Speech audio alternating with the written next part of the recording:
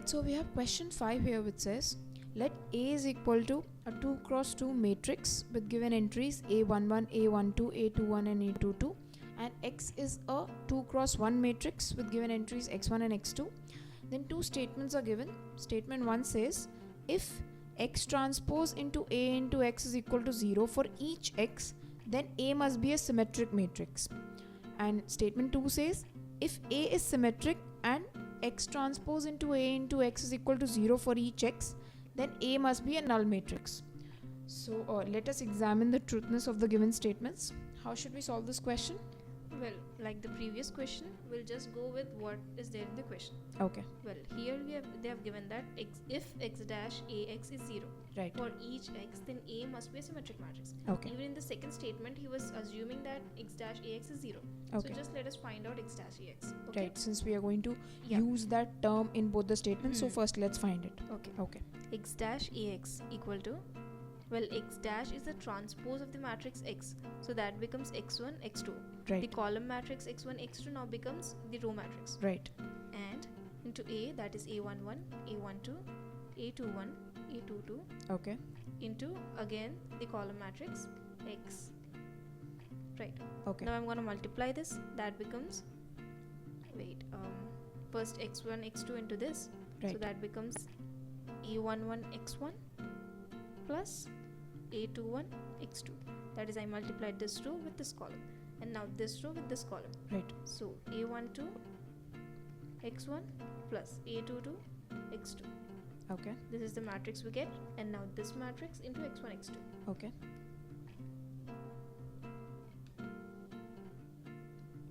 That gives us this row into this column.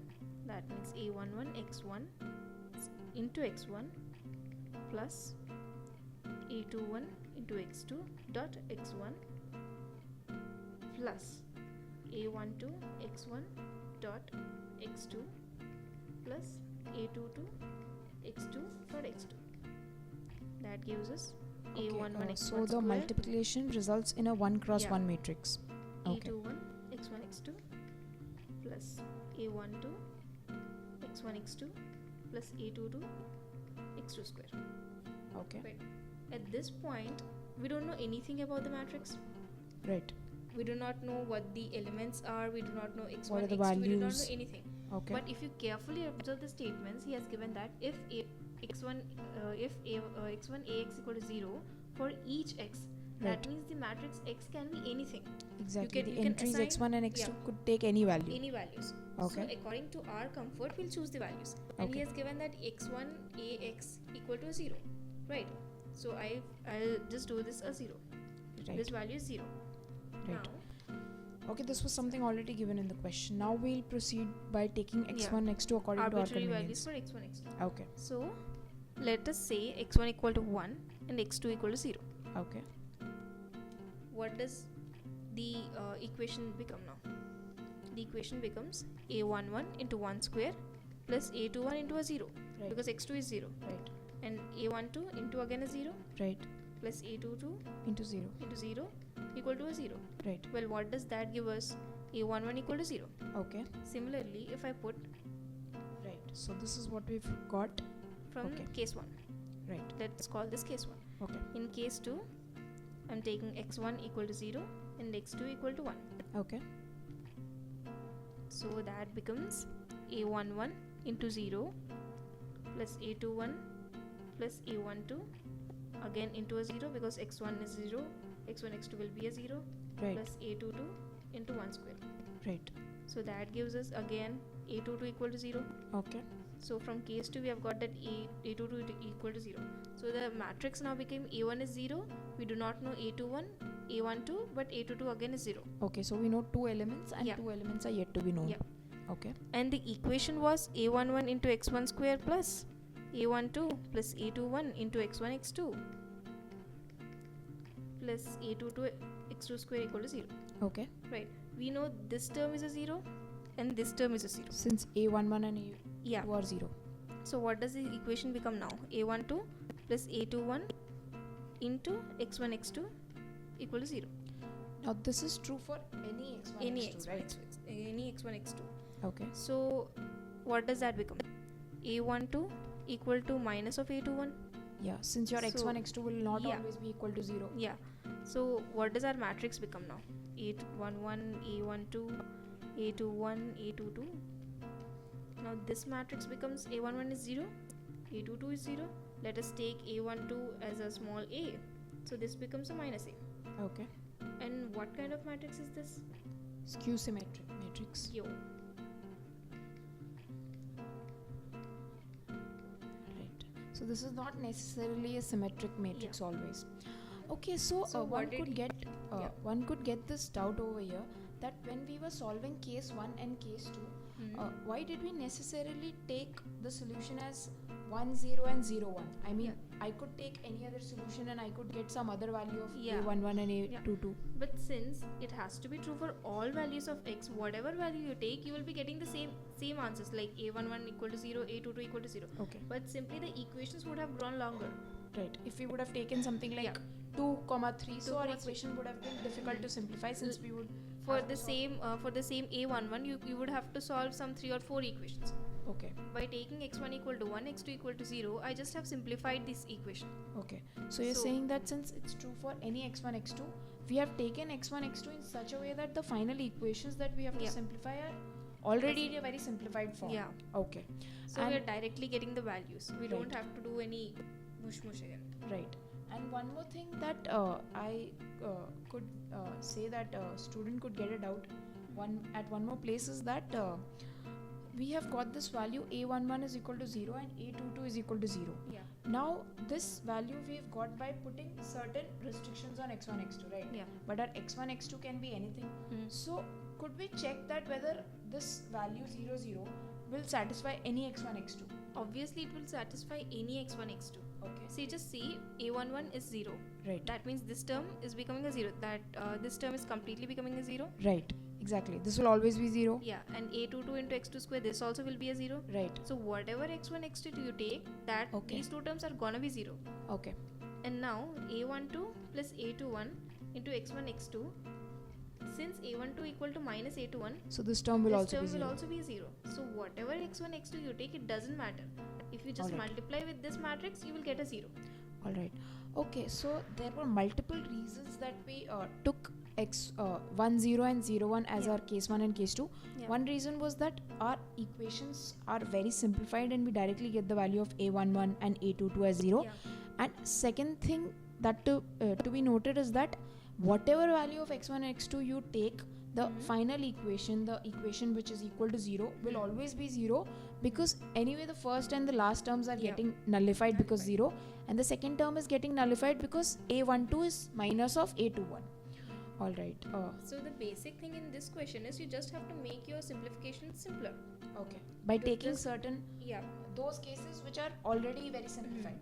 So we don't complicate the equations. Okay. So we don't have to solve many equations to get the same number, All the right. same element. So, So this- statement 1 is not true, right? Because Because- it has to be a skew symmetric matrix. And here we got a Symmetric matrix, which is necessarily every skew symmetric matrix might not necessarily be a symmetric matrix. And So in let's see statement 2, if A is symmetric and x dash ax is 0 for each x, then A equal to 0. Well, Okay. what did we get? We got a skew symmetric matrix, Right. Now, if this skew symmetric matrix has to be a symmetric matrix, that means 0, A minus A equal to 0. This and its transpose has to be same. Right. So 0 minus A 0. Okay. That means 0 equal to minus A. And that would be possible only if A equal to 0. Okay. That means if A is a symmetric matrix, that means this skew symmetric matrix, if this had been a symmetric matrix, then it would be a null matrix, Okay. right? So if A is symmetric and x dash ax is 0 for each x, then A is 0. Okay. So So, this this is statement is true. All right. So this was a pretty interesting question. Very easy if you handle it part by part. What we've seen in this question is that firstly you need to take the hint from the question itself that you need to calculate the value of x transpose into A into x, and then you need to that is pretty easy, direct, and then you need to take certain cases. Now, we've had a discussion on the way you need to take those cases so that your life is simplified, and then you will get the values of those elements in A and you can directly say whether the matrix A is symmetric or not. And similarly, we've solved for statement 2, which comes out to be correct. Alright, so that was question number 5.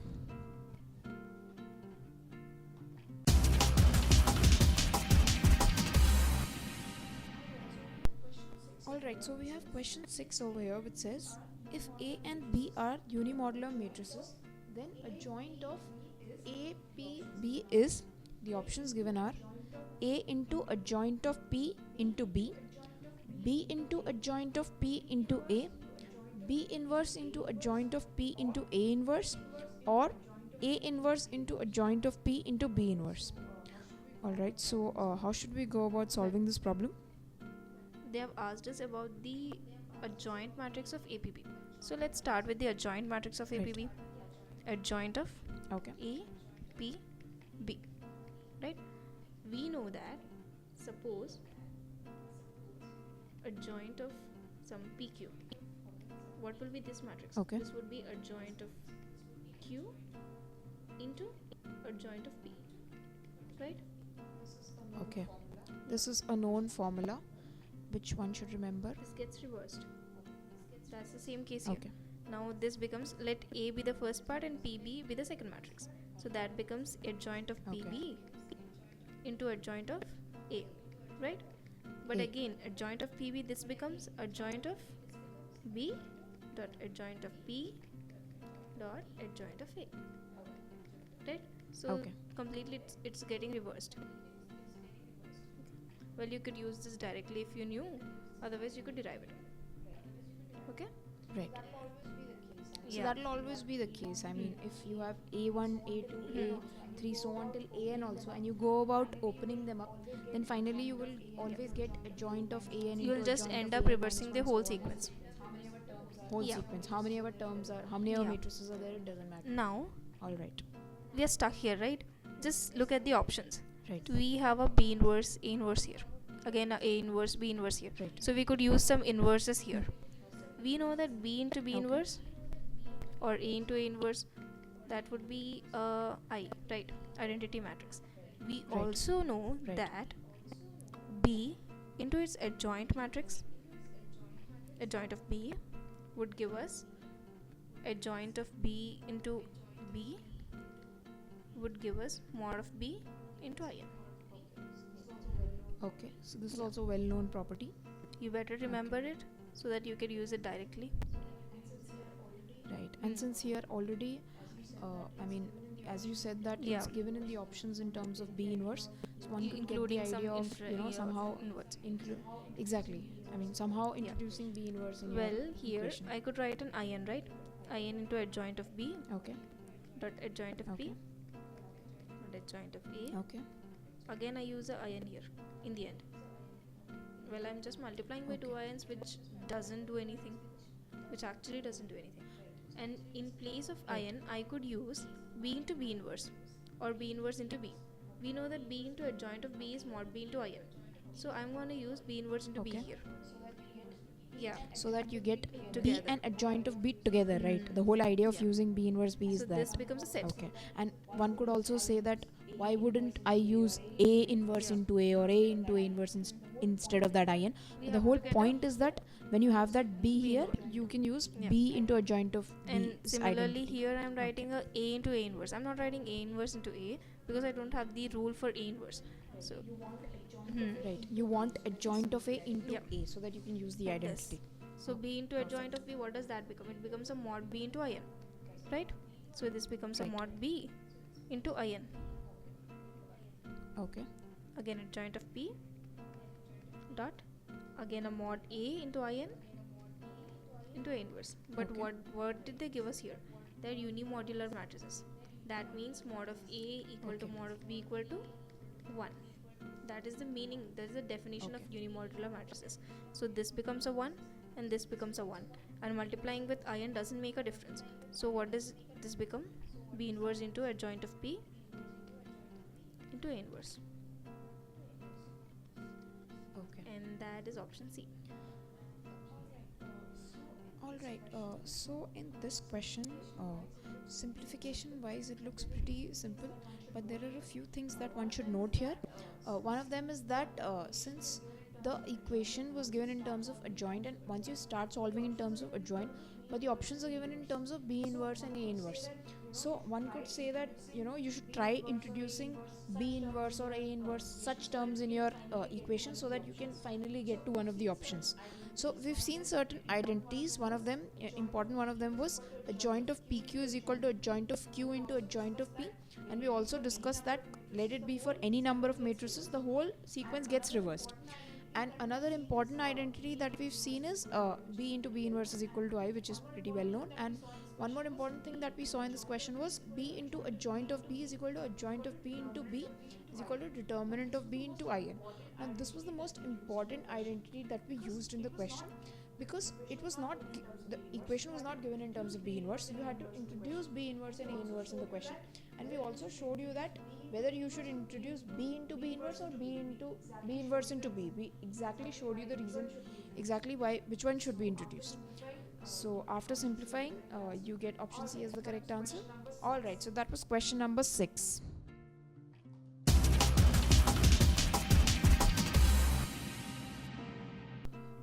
Okay, we have question 7 here, which says if D1 and D2 are two 3 cross 3 diagonal matrices, then the options given are D1 D2 is diagonal matrix, D1 D2 is equal to D2 D1, D1 square plus D2 square is a diagonal matrix, or none of these. Okay, so how should we solve this problem? Well, that's pretty easy. See that they told us that it is a diagonal matrix.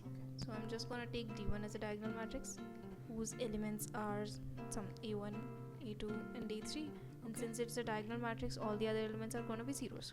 Right.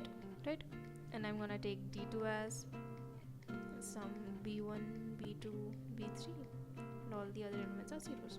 Right. Okay. Now, what is D1, D2? It's pretty simple, right? A1, so you're suggesting that we should directly go about multiplying it, because the multiplication would be pretty easy. Yeah. Since there are so many a lot of zeros. zeros. Okay. तो इसमें आप देख सकते हैं कि ऐसा ज़रूरी नहीं है कि हर वक्त आपको कुछ ट्रिक लगानी है या हर वक्त आपको कुछ आइडेंटिटी लगानी है. जब आपको दिख रहा है कि मल्टीप्लिकेशन सीधा सीधा बहुत ज़्यादा सिंप्लीफाइड है, तो डायरेक्टली मल्टीप्लाई कर दीजिए. Okay. This again is a diagonal matrix. Right. So D1, D2 is a diagonal matrix. That's true. Okay. So what we've got here is that D1 was a diagonal matrix and D2 was also a diagonal matrix, और D1 D2 हमने multiply किया तो वो भी एक diagonal matrix आया. अब ये हमने किया था 3 क्रॉस 3 के लिए, तो क्या हम इसको n क्रॉस n के लिए भी जनरलाइज कर सकते हैं, क्योंकि प्रोसीजर सेम ही रहेगा. Yeah, obviously you can generalize for that for an n cross n matrix, because when you're multiplying this row with this column, the only element you are selecting is the same element. Exactly. Like the same element which is there in the same position. Same position. So A1, B1, and if you take some A1, AN, BN here, that would be an AN, BN here. Okay. It will select a BN from here only. Okay. So that means हम कितना भी n cross n हमारा कोई भी अगर n number है तो उसके लिए n क्रॉस n मैट्रिक्स लें, तो D1 और D2 का प्रोडक्ट भी एक डायगोनल मैट्रिक्स होगा ही, तो हम इसको जनरलाइज कर सकते हैं. तो उसका फॉर्म भी देखते हैं कि वो किस टाइप का डायगोनल मैट्रिक्स आया है. मतलब यहाँ पे हम देख रहे हैं कि D1 के एलिमेंट्स A1, A2, A3 थे और D2 के एलिमेंट्स B1, B2, B3 थे. तो जो हमारा प्रोडक्ट मैट्रिक्स आया है उसके एलिमेंट्स कुछ नहीं बल्कि D1 और D2 के एलिमेंट्स का प्रोडक्ट है. तो ये चीज़ अगर बच्चे याद कर ले तो अच्छा होगा कि अगर हम कोई भी दो डायगोनल मैट्रिसेस को मल्टीप्लाई करते हैं तो उसके एलिमेंट्स गिवन डायगोनल मैट्रिसेस का प्रोडक्ट ही होते हैं. बस. ओके. सो बाकी ऑप्शंस सेम पोजीशन.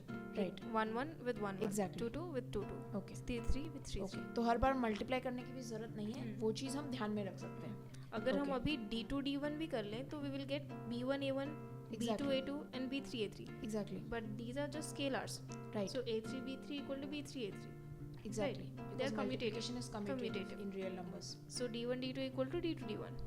Okay. तो ये देखना बहुत आसान हो जाता है इससे. Okay. What about the option C? D1 square plus D2 square is a diagonal matrix. Okay. We know that D1 square is a diagonal matrix because D1 square एक is diagonal nothing matrix है और D1 again is a diagonal matrix. Exactly.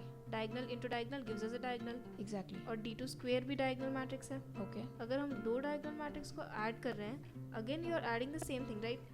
So for example यहाँ पे ऐसे ले लिया right और इस मैट्रिक्स को इस मैट्रिक्स के साथ ऐड कर रहे हो, so what Right. Do you get?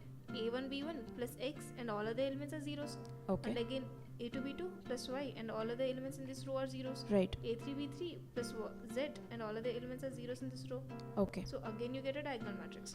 Okay तो आपके कहने का मतलब है कि d1 square plus d2 square evaluate करना था, तो d1 into d1 is already a diagonal matrix which we proved in part A, Yeah. And उनका सम भी एक डायगोनल मैट्रिक्स होगा, क्योंकि Yeah. जहाँ पे हमारा जीरो और जीरो है वो तो Hmm. जीरो ही रहेगा, और जहाँ पे हमारा नॉन जीरो है उनका सम भी नॉन जीरो या जीरो हो, तो finally the answer will be also a diagonal matrix. Okay so this was a pretty simple question, but इस क्वेश्चन से हमने ये सीखा कि अगर आपको कोई भी दो डायगोनल मैट्रिसेस दिए हुए हैं तो उनका प्रोडक्ट एक डायगोनल मैट्रिक्स होगा हमेशा, और वो डायगोनल मैट्रिक्स का फॉर्म भी हमने आपको डिटेल में दिखाया कि वो किस टाइप का आता है. उसका हर एक element is nothing but the product of elements at the same position. तो ये चीज़ आप ध्यान में रख लीजिए. All right, so that was question number 7.